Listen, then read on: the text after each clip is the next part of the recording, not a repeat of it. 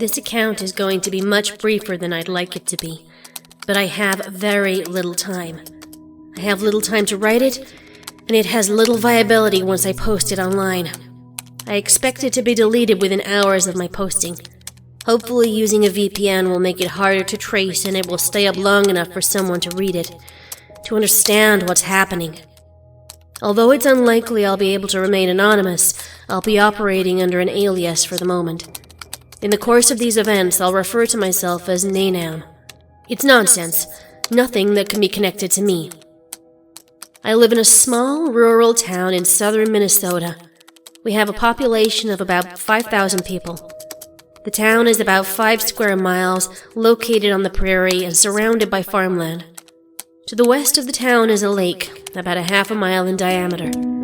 I will codename the town Little Creek to avoid detection.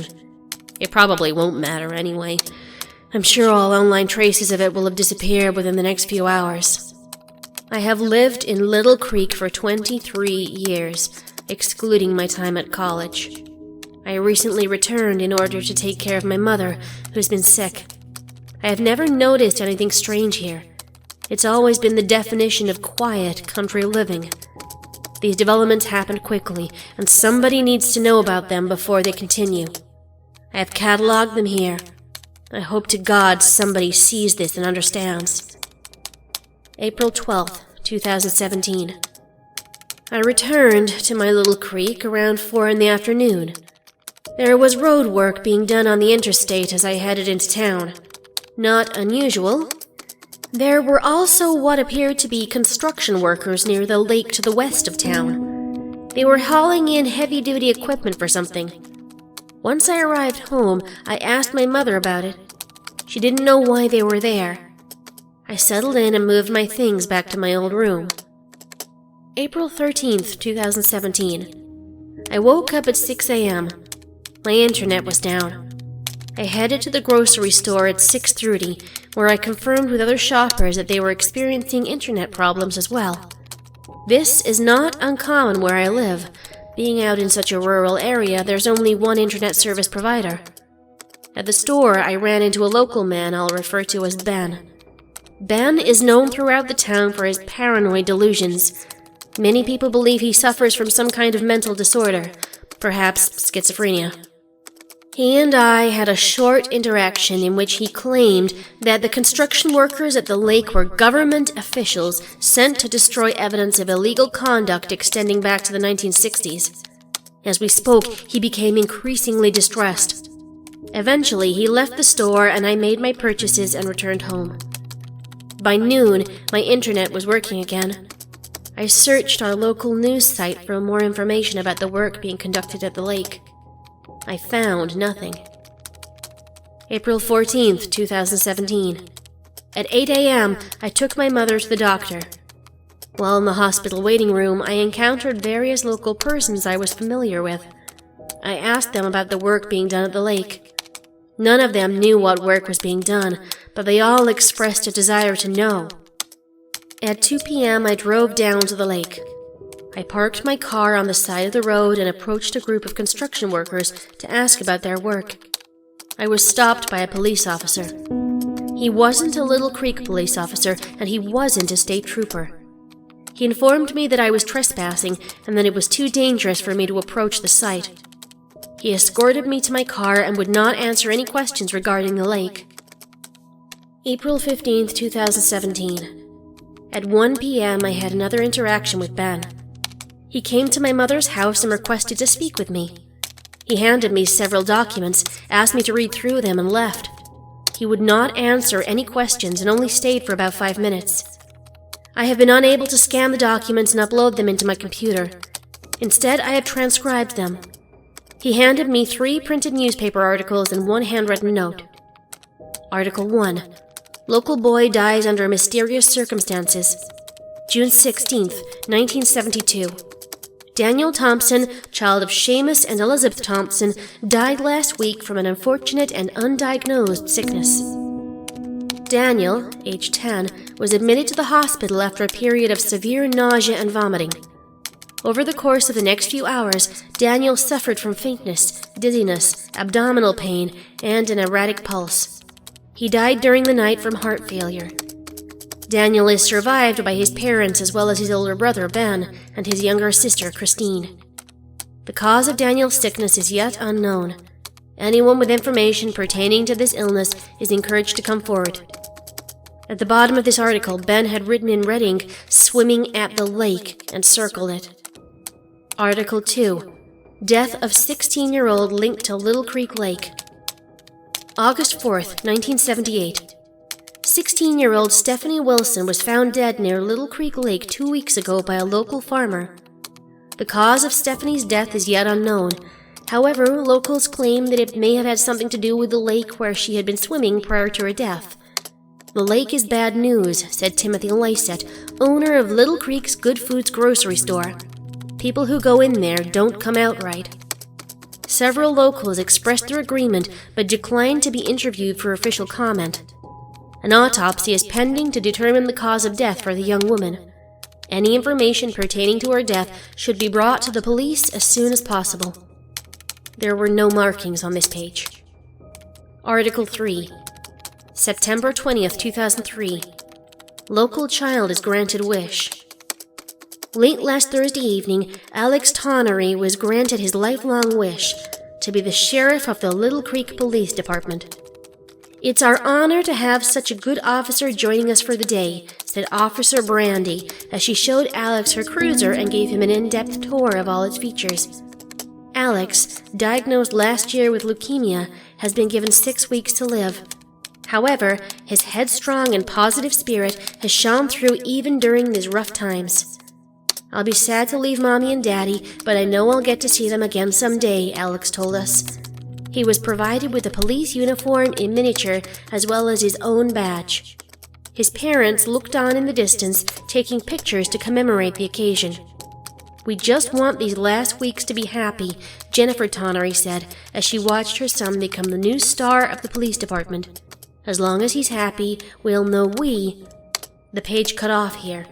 In the bottom, written in red ink, "Tonnery Farms, lived half a mile from the lake." Handwritten note. "Nanum, you're the only person I can trust with this. You have to act quickly because there isn't much time. I know you went out to the lake the other day. You must already know what's—" This part was unintelligible. "In the 1960s, the site was used for government testing. I told you the other day. They made a mistake. They're back, trying to clean it up before anyone finds out. It's only a matter of time before someone—" This part was unintelligible too. "They are trying to block any and all information relating to the accident. They know that I know. I don't have much time either. We're all being watched. You especially. Find a way to stop them." The note was left unsigned. April 16th, 2017. At noon, I went to look for Ben. He was not at his house. Nobody knew where he'd been. I did not look further. I didn't want to raise any suspicion. I assumed Ben was crazy, but I was also paranoid about what was being done down at the lake. April 17th, 2017. At 8 a.m., I was awoken by a scream from outside the house. Upon reaching the window, I saw a child laying outside on the sidewalk. She was covered in vomit. Her skin was red, as though severely sunburned. Her mother was on her knees, screaming beside her. Before I was able to get my bearings and move toward the door, the mother stopped screaming and began convulsing. She began to vomit as well, her fingers clawing at her throat. After she had vomited twice, she fainted next to her child. My mother had come down the stairs at that point. She attempted to leave the house to help the woman and her child, but I held her back. Outside, a man stopped his car and left the vehicle to help the woman and child. He was on his phone, I believe attempting to call for help, when he collapsed on the sidewalk, bringing his hand to his head as though it were in great pain. His skin also began to grow red. I pulled my mother away from the window and sat her down in the living room. I checked to make sure all the doors and windows in the house were sealed. We appeared to be safe in the house. I guessed that the people had become sick because they stepped outside, leading me to believe that the virus, or whatever it was airborne. I attempted to use the landline to call the hospital, but the phone was out. I then used my cell phone. The hospital line was busy, as was the police line. I turned on the television, but none of the local stations were coming in. I was able to get stations from outside the county, which meant that whatever was happening was local. I decided the best course of action was to try and get my mother and myself out of the town. The garage door was closed, so I assumed it was reasonably safe for us to get in the car. I turned off the air vents and locked the doors. We attempted to leave on the interstate. We weren't the only ones. Several other town members were heading south on the interstate. However, there was a roadblock set up just 2 miles outside of town. It was being manned by several people in hazmat suits. This confirmed my fear that the pathogen was airborne. They were holding guns. I am not certain what kind. They shot the windshield of the first car. I can't be sure, but I believe they killed the driver. A female passenger exited the car, screaming. They shot her as well. At this point, I turned the car around and went back the way we came. Several other cars followed suit. The men continued to shoot at the retreating cars. I didn't look back to see if they killed anyone else. I saw 2 cars get into an accident in their attempts to flee. The driver stumbled out of the wrecked cars and immediately began vomiting on the side of the road. They tried to flag me down to help them. I kept driving. We tried driving the other direction. I saw the roadblock before it got close enough to be shot. I retreated back into town. By the time we returned to the house, the streets were littered with bodies. I had to drive over some of them to get home. Many of them had strange burns covering their skin. Most were covered in vomit. Many were still alive, but it was clear they would not live for very long. We returned to the garage and I shut the door. I instructed my mother to cover her mouth and close her eyes. I got her into the house as soon as I could. Neither of us showed any symptoms of whatever was happening outside. I instructed my mother to lie down in her room. Once she'd calmed down and was resting, I began to gather supplies. I realized that our most direct method of escape, the interstate, was not a viable option. We would need to reassess before we tried anything else. I figured that as long as we were in the house and the vents were closed, which I double-checked as soon as we got home, we would be safe.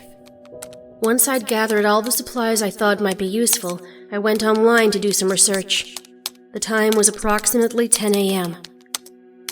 I began by trying to research the symptoms I'd observed in the people laying outside, the people who'd been contaminated. The first results that came up on Google were related to acute radiation syndrome.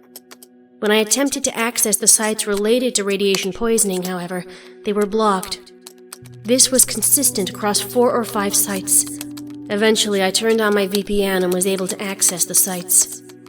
Not only did the symptoms match those of radiation poisoning, but the majority of the sites also mentioned nuclear fallout and nuclear testing sites as closely linked instances of radiation poisoning. Over the next several hours, until about noon, I did as much research into nuclear testing as I could. At 12:30, I went to check on my mother. When I entered her room, she was crouched over the garbage can. She had vomited several times. The skin on her face was red. At this time, I also began to notice that I was experiencing a headache. I believe we have both been contaminated. My mother was already very ill. Her body was not able to withstand the radiation poisoning. She is no longer conscious and will die in a few hours. At 2, I will be leaving. I'm gonna risk getting into my car and increasing my exposure to the radiation. I believe that if I can get to a hospital in another town, I may be able to survive this. But I have to act quickly. There are dozens of tiny country roads leading out of the town. If I'm careful, I may be able to find one that the government overlooked. Before I leave, I'm detailing what I've learned here. What I think I know about Little Creek, Minnesota. In my research, I stumbled upon something called underground nuclear testing. It's the only testing currently permitted under the Limited Test Ban Treaty. Essentially, nuclear weapons can be tested by detonating them below the surface. If they are detonated far enough below ground, they will be completely contained in the Earth's surface, and no nuclear fallout will spread into the atmosphere. Any harmful gases can be extracted and neutralized through controlled tunnel purging. But if the explosion is too close to the surface, it will cause a crater. This is known as containment failure. Radiation from the blast can escape into the atmosphere all at one time, or at small increments over many years. A crater would be an obvious landmark. It would raise questions. But a lake? In the land of 10,000 lakes? Nobody would bat an eye at that. And nobody out here would notice the difference between a natural lake and a crater the government had filled with water. That's why the government sent workers to Little Creek Lake. The radiation and hazardous gases were seeping from the lake and infecting the townspeople. The government was hoping to use a controlled tunnel purge to neutralize the gas and radiation. But something went wrong. Something went terribly, horribly wrong. Now they're trying to cover it up. They're going to take Little Creek off the map and all the inhabitants with it. Judging by the number of bodies outside, a number that is constantly growing, they've killed off about 90% of the town's inhabitants. But they haven't got me yet. I'm leaving. I don't have much time before I succumb to the radiation poisoning anyway. I might as well try to escape while I have the chance. If I can't, maybe they'll at least shoot me. I'm not stupid. I know I'm not likely to survive the next few hours, let alone the next few days. I'm gonna try anyway. But you, whoever you are, you have a future. You're somewhere out there, safe. At least for now. Safe until you read this. Because once you read this, the government will know. They'll know I figured out their secret. They'll know that I've told the world, or as much of it as I was able to. And they'll know that there are people out there who know the truth. Please, for the love of God, please do something. Because if it happened here, it can happen anywhere. Don't you see? Please, do something before it's too late.